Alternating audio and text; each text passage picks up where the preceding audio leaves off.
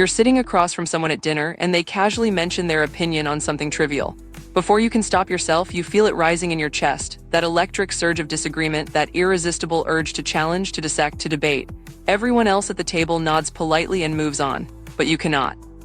Your brain has already constructed a three-point counterargument, identified the logical fallacy in their reasoning, and mapped out exactly how this conversation could evolve into something intellectually stimulating. Society labels you as combative, difficult, or unnecessarily confrontational.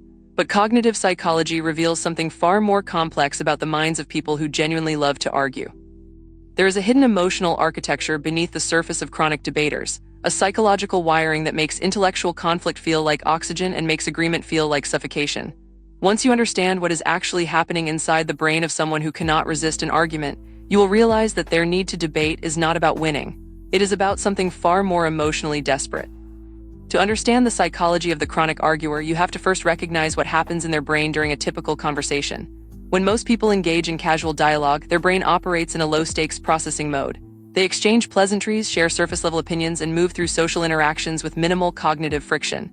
Their neurological goal is simple: maintain social harmony, avoid conflict, and conserve mental energy. But for the person who loves to argue, their brain does not have a low-stakes mode. Psychologists refer to this as high-intensity cognitive engagement.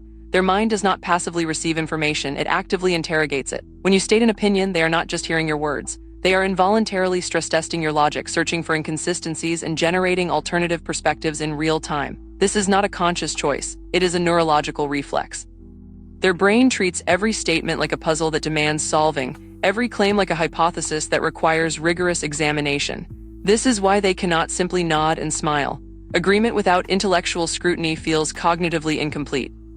You probably assume that people who love to argue are driven by ego, that they debate to feel superior or to dominate conversations. But neuroscience reveals a completely different emotional truth. The chronic arguer is not seeking validation through victory. They are seeking connection through intellectual intensity. Here is the unsettling psychological reality. For these individuals, debate is the highest form of intimacy they know.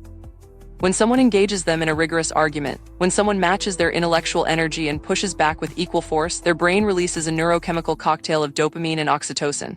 The dopamine comes from the cognitive challenge, the thrill of navigating complex ideas under pressure. The oxytocin comes from the emotional experience of being truly seen, because in that moment of heated debate, they are not performing, they are not masking. They are fully unapologetically themselves, and someone is meeting them there. This is why they chase arguments with an almost addictive intensity. It is not about proving others wrong. It is about finding someone who can handle the full force of their mind without flinching. But this desperate search for intellectual connection comes with a devastating emotional cost, because most people do not experience debate as intimacy. They experience it as aggression. When the chronic arguer challenges an opinion, they believe they are offering respect. They are saying your ideas are worth interrogating, worth taking seriously. But the person on the receiving end hears something entirely different. They hear criticism, they hear rejection, they feel attacked, so they withdraw.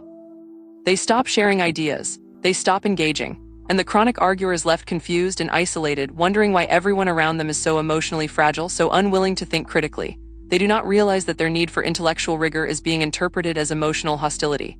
This is the tragic misalignment at the core of the argumentative personality. They are using the language of logic to express emotional needs that logic cannot fulfill. This misalignment creates a cascading psychological effect. The chronic arguer begins to internalize a painful narrative. They start to believe that they are fundamentally incompatible with normal human connection. They watch other people bond over shared agreements, over nodding along to each other's stories, over validating each other's feelings without question, and they feel like an outsider. Because their brain is wired to connect through challenge, through friction, through the electric tension of opposing ideas colliding. So they face an impossible choice.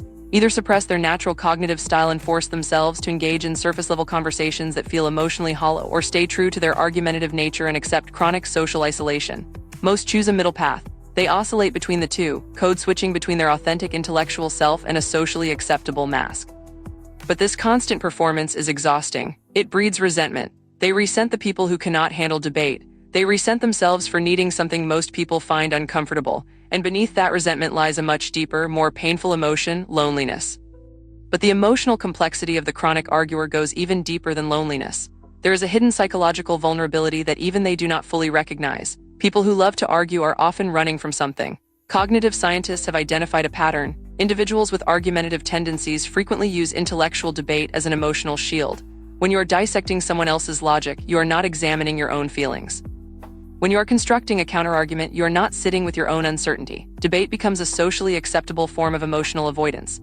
It allows them to feel intellectually alive while remaining emotionally protected. Because emotions are messy. Emotions do not follow logical rules. Emotions cannot be won or lost. And for someone whose brain craves the clarity of structured thinking, the ambiguity of emotional vulnerability feels terrifying. So they retreat into arguments. They intellectualize their pain. They debate abstract concepts instead of expressing personal needs.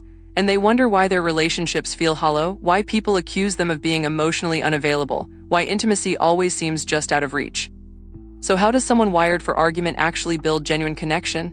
The answer is not to stop debating. Trying to suppress your natural cognitive style will only deepen your emotional disconnection. The secret is learning to recognize what you are actually seeking beneath the argument. When you feel that electric urge to challenge someone, pause, ask yourself, am I debating this idea because it genuinely matters, or am I debating because I am desperate to feel intellectually alive? Am I seeking truth, or am I seeking stimulation? Am I trying to connect, or am I trying to avoid something deeper? This level of self-awareness is brutally difficult because it requires you to examine the one thing your argumentative brain is designed to avoid, your own emotional landscape. But once you start distinguishing between productive intellectual engagement and compulsive argumentative behavior, everything shifts. You stop alienating people who could actually connect with you. You start recognizing the difference between someone who can genuinely match your intellectual intensity and someone who is simply tolerating your need to debate. The emotional complexity of those who love to argue is not a flaw. It is a specific cognitive and emotional architecture that society fundamentally misunderstands.